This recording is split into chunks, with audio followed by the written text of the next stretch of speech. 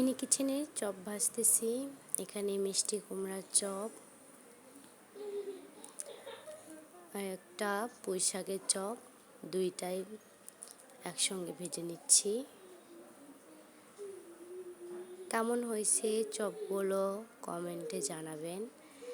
এই যে পুঁই শাকটা আমি একটু ভাজ করে নিয়ে তেলে দিয়ে দিচ্ছি, দুটো একসঙ্গে ভাজবো।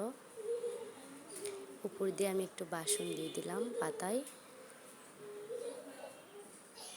এটা এক পাশে হয়ে গেছে, আমি চুনি দিয়ে উল্টাই দিলাম। মিনি কিচেনে রান্না দেখতে আপনাদের কেমন লাগে কমেন্টে জানাবেন। এই যে আমার চপগুলো ভাজা অনেকটাই শেষ,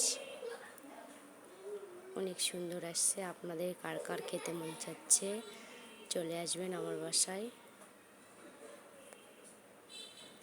এই যে চপ হয়ে গেছে।